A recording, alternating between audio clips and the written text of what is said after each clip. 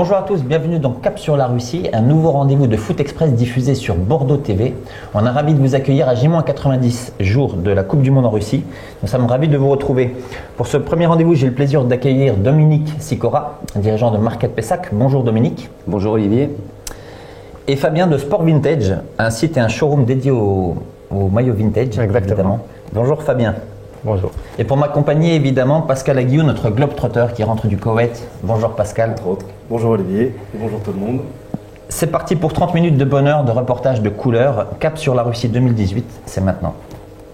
Et l'on commence par l'actualité des Girondins de Bordeaux. Un joueur des Girondins cristallise les attentions du moment. Dominique, c'est Malcolm que l'on annonce en fait en Seleção sur la liste de Tite. Alors dans la course à la Coupe du Monde en Russie, pensez-vous que Malcolm sera retenu dans la liste des 23 définitives ? Je lui souhaite d'abord, et vu son talent, je pense qu'effectivement le sélectionneur du Brésil n'aura pas le choix. Parce que l'équipe du Brésil est quand même un peu affaiblie par ses attaquants blessés actuellement, et je pense qu'il a une très très grande chance effectivement d'y figurer. Et le profil de gaucher aussi, ça peut être... Le profil de gaucher côté droit est un argument une option intéressante pour un très intéressant, très intéressant. Et vous Fabien, en fait, si vous étiez à la place de Tite, est-ce que vous prendriez Malcolm? On sait que vous êtes supporter des Girondins de Bordeaux. Moi, effectivement, je suis supporter des Girondins.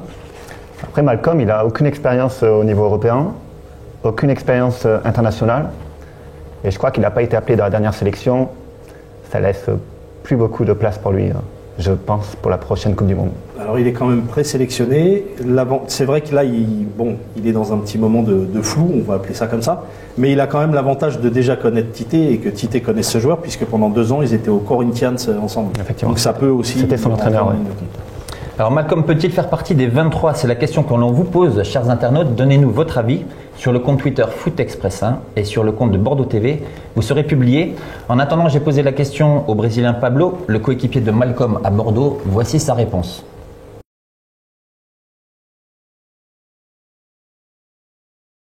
Alors un tout petit mot sur la Coupe du Monde avec le Brésil. Est-ce que tu penses que Malcolm, avec cette saison-là, il peut être appelé dans la liste de Tite? Peut-être. Malcolm, c'est un jeu trop fort. Très intelligent, beaucoup de qualifiés, je crois que c'est comme ça.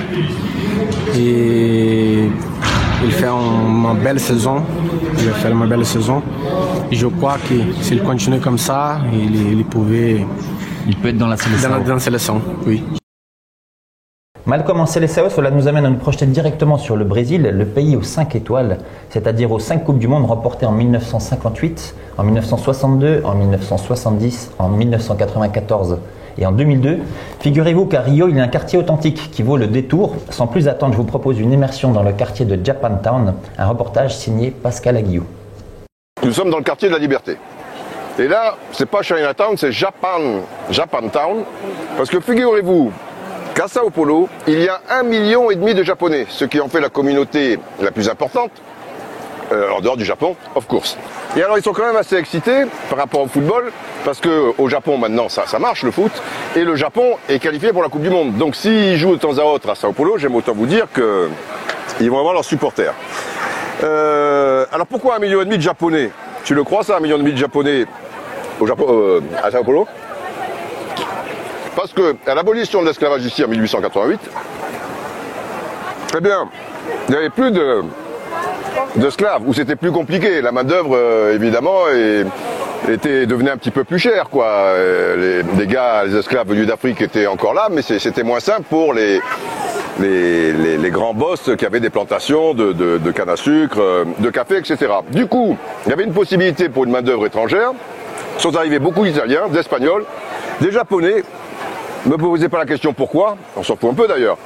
Mais je sais qu'à un moment, le Japon était sous l'emprise chinoise. C'est peut-être cette période-là, alors peut-être ils en chiaient.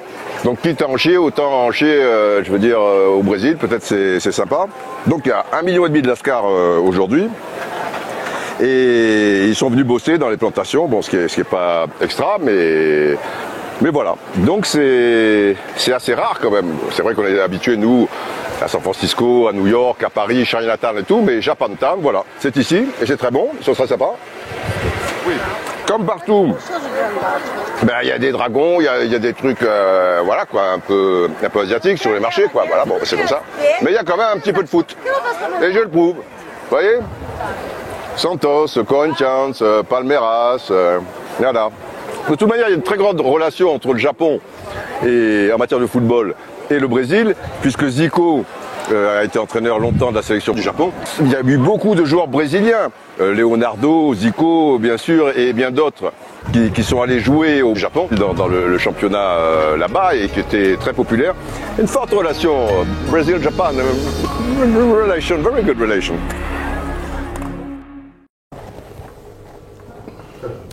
Un reportage coloré qui nous permet de compléter notre analyse du tirage au sort de la Coupe du Monde et de revenir en détail, messieurs, sur le groupe H, dont je vous rappelle la composition. Le Japon, la Pologne, la Colombie et le Sénégal. Le Sénégal qui va retrouver le chemin d'une phase finale de Coupe du Monde 16 ans après sa dernière participation en 2002 en Corée du Sud et au Japon. L'occasion pour nous d'accueillir maintenant sur ce plateau Youssouf Sabaly, international des Girondins de Bordeaux, pour le Face à Face Express. Alors évidemment, messieurs, je vais vous demander de quitter le plateau. Et je vous retrouve.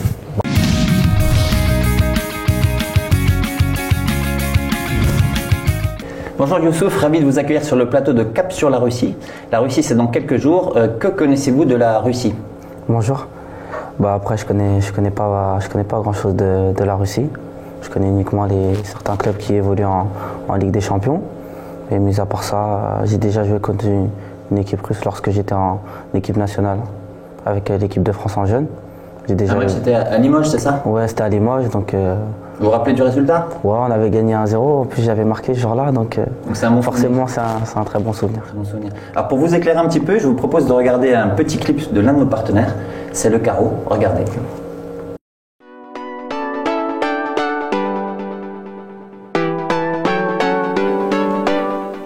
Foot Express, Cap sur la Russie. Vous savez pas où c'est? Venez, je vous emmène.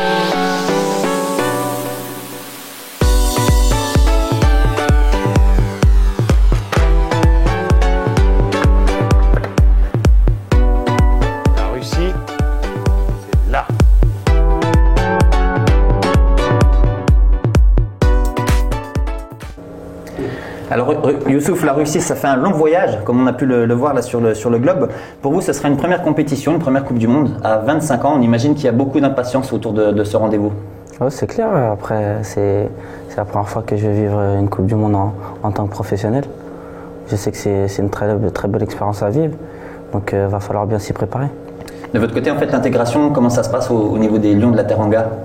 Ça s'est très bien passé. Franchement, il y a un très bon groupe. Il y a un groupe sain et franchement, ils m'ont très bien accueilli et je suis très content d'être sélectionné. Alors voilà, on a agi moins de 90 jours de la Coupe du Monde en Russie. On parlait tout à l'heure de votre groupe, que je rappelle ici, la Pologne, la Colombie et le Japon.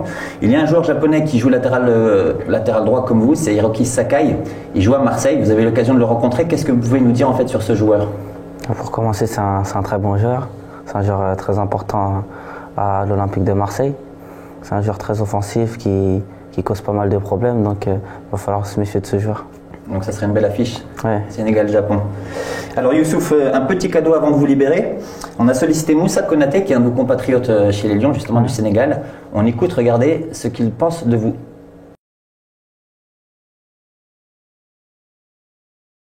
Moussa Konaté, dans cette génération en fait, des nouveaux Lions de la Teranga, il y a Youssouf Sabaly. Qu'est-ce que tu peux nous dire en fait? C'est un petit gabarit, mais c'est un joueur qui est vif, qui peut vous apporter aussi. Oui, c'est un joueur qui est vif, qui peut nous apporter et puis qui est intelligent dans le jeu. Voilà, mais il faudra juste qu'il continue à bosser, qu'il continue à faire ce qu'il est en train de faire dans ce championnat. Et puis le dernier mot revient au sélectionneur national. Évidemment Dominique, la Coupe du Monde 2018 en Russie sans la France n'aurait pas la même saveur. Vous êtes dirigeant du Market de Pessac, on le rappelle, et Carrefour est partenaire des Bleus. Avant de revenir sur le groupe et les chances des Bleus, Dominique, nous allons évoquer votre actualité, l'agrandissement de votre magasin que l'on découvre et que l'on commente en images avec vous. Alors, le magasin a doublé de surface, il est passé donc, dans le tout dernier concept market au niveau de l'enseigne Carrefour. C'est un concept exceptionnel et très innovant. Et en plus, donc, on a décidé de diffuser l'émission au sein du magasin, puisque on passe quand même plus de 3000 personnes par jour, ce qui est impressionnant. Et donc, on a mis en place 6 écrans plasma 6 écrans placements dans le magasin où l'émission va être diffusée en permanence. Ça va être une invitation un petit peu à la Russie pour ceux qui n'auront pas la chance d'y accéder ou de voyager. À travers votre magasin, on pourra en fait être dans les coulisses un petit peu la préparation de la Coupe du Monde. Tout à fait. Et là, d'abord, il y a 2 raisons, effectivement. C'est que le groupe Carrefour est mécène pour l'équipe de France. Notre magasin aussi, puisque tous les magasins Carrefour sont mécènes pour l'équipe de France de football, enfin les équipes de France. Et ensuite, à travers notre association Un maillot pour la vie, les enfants malades, dont je suis le responsable sur l'Aquitaine. Et ensuite, parce que l'association va se déplacer effectivement à Moscou pour emmener les enfants à la Coupe du Monde. On voit tous ici sur ce plateau les Bleus atteindre au moins le dernier carré. C'est vrai que Diego Maradona a eu la main légère au moment d'effectuer le tirage au sort. N'est-ce pas, Pascal? Oui. Ben, c'est la main de Dieu, hein. Donc merci. Merci Maradona. Diego Maradona, un des joueurs que vous avez pu rencontrer, notamment avec Didier Roustan dans vos pérégrinations, dans vos voyages de reportage. Alors oui, bien sûr, c'est vrai que bon, j'ai pris un plaisir depuis 5 ans avec Didier Roustan, à travers Roustan TV, l'équipe 21, et rencontrer. En fait, Maradona, j'ai plus eu l'occasion de travailler des rushs, c'est pas l'INA, mais presque, et du coup découvrir une facette de Diego au travers des reportages qu'il avait pu faire à l'époque pour Antenne 2, ça s'appelait encore Antenne 2. Donc oui, il y a un certain plaisir à se balader un peu au Brésil, au Chili, un peu partout. Voilà. Alors on passe un coucou appuyé à Didier Roustan. Diego Maradona ne joue plus évidemment, c'est le cas aussi d'Alain Roche. Alain Roche, ex-international français, ex-joueur de Bordeaux. Voilà ce qu'il pense du groupe de la France, on l'écoute.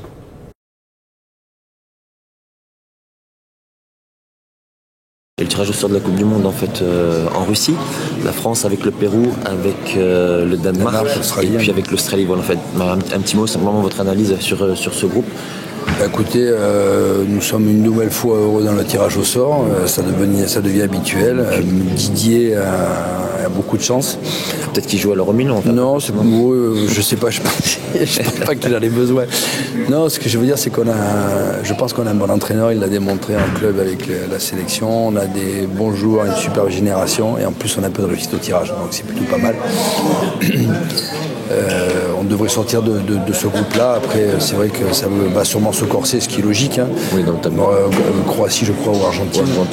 Mais on fait partie des favoris de cette Coupe du Monde. Ouais. Avec, par exemple, les autres. Avec l'Allemagne, comme toujours, avec l'Espagne, comme toujours, avec le Brésil, comme toujours. Après, il y aura peut-être quelques surprises, mais je pense que l'expérience accumulée avec notre Coupe du Monde en 2014, plus le championnat d'Europe, l'émergence de ces nouveaux joueurs qui ont une maturité bluffante pour moi. Ouais. Non, mais bluffante, parce qu'on ne s'attend pas à ça. On peut y arriver, oui, vraiment. C'est agréable, en tout cas, de se dire qu'on a une vraie génération de très bons joueurs. Et sans l'Italie, et sans l'Italie aussi, en fait, cette Coupe du Monde, est-ce que ça vous avez été surpris?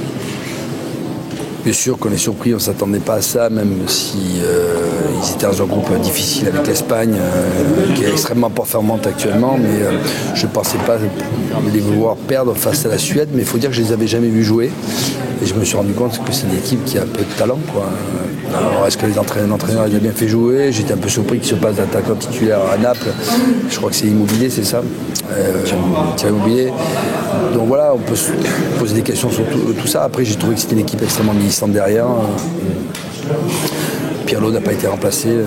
Verratti n'était pas là quand il fallait l'être, surtout au match retour, quand il faut avoir la possession, amener le ballon vers l'avant. Ça fait cruellement défaut à mon avis. Mais il y a un gros travail à faire maintenant, comme la France l'a fait quand elle ne s'est pas qualifiée en 1994. Je faisais partie de cette génération-là. Il a fallu renouveler l'entraîneur, certains joueurs, certains cadres, mener un peu de sang frais. Et un résultat extrêmement positif quelques années plus tard. Dominique Sicora, je reviens vers vous, car vous êtes également le délégué Nouvelle-Aquitaine de l'association Un maillot pour la vie depuis 10 ans. Vous attaquez votre 11e saison, avec toujours autant d'énergie que vous mettez au profit des enfants malades. Footexpress.com est l'un de vos partenaires et vous êtes à recueillir les maillots sur les pelouses de Ligue 1 et ailleurs.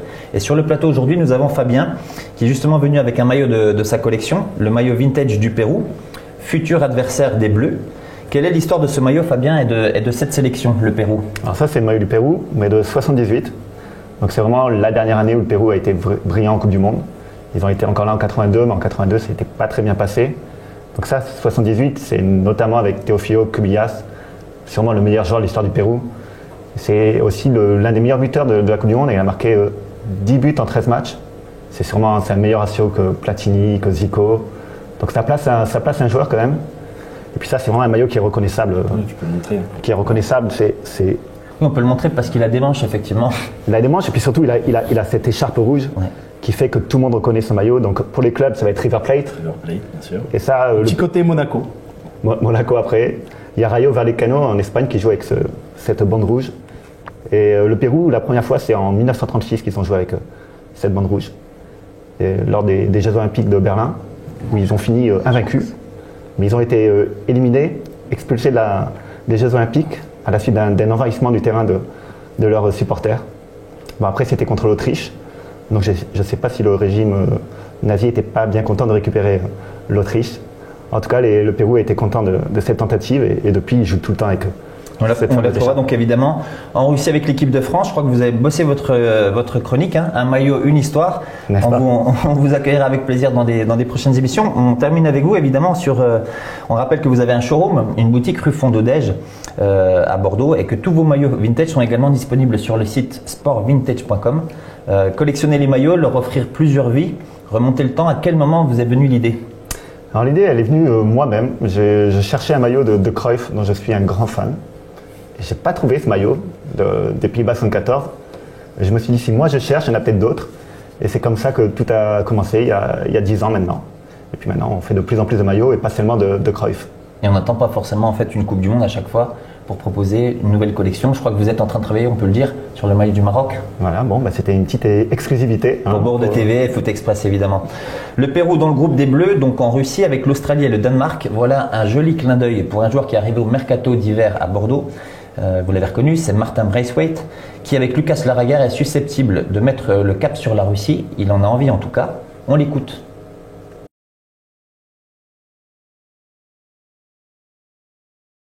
Danemark, Pérou, Australie, la Coupe du Monde en Russie, en fait tu disais c'est pas tout de suite mais ça va vite arriver quand même. Oui, ça c'est sûr, le foot ça va vite, donc on va voir. On va voir ce que va donner le Danemark et puis il y a aussi peut-être Lucas Laraguer qui peut t'accompagner là-bas dans le voyage. Oui, ça c'est sûr, il a bien joué, c'est quelqu'un, il est très fort donc je crois qu'il va être là aussi. Voilà, c'est fini pour aujourd'hui. On remercie nos invités, nos partenaires et Bordeaux TV, notre nouveau diffuseur. On vous donne rendez-vous très vite sur footexpress.com. On vous invite à nous suivre sur Foot Express, sur le compte Twitter, à liker notre page Facebook. Et avant de se quitter, un dernier rendez-vous avec Dasha pour le cap ou pas cap. Alors Dasha, cap ou pas cap de chanter l'hymne russe a cappella.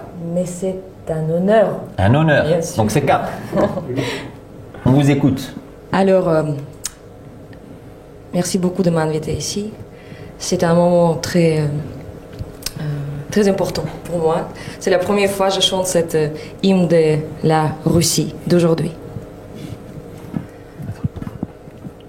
Россия, священная наша держава, Россия, любимая наша страна, могучая воля, великая слава, твое достояние на все времена. Славься,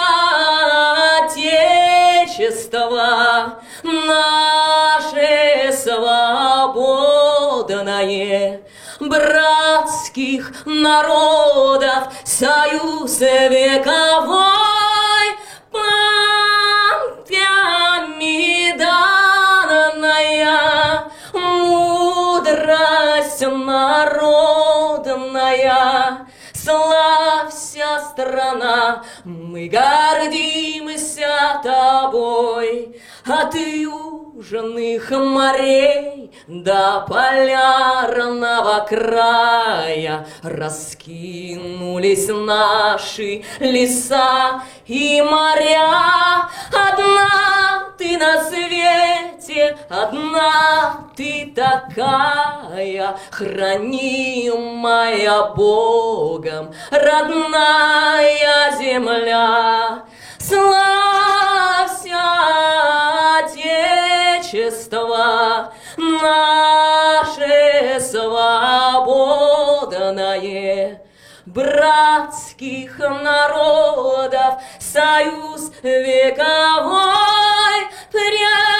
предками данная.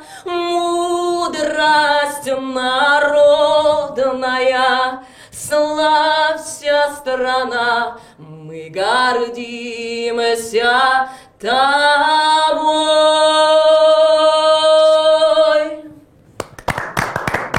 Bravo Nata. Bravo. Merci, on vous dit à très vite sur Cap sur la Russie, sur Bordeaux TV.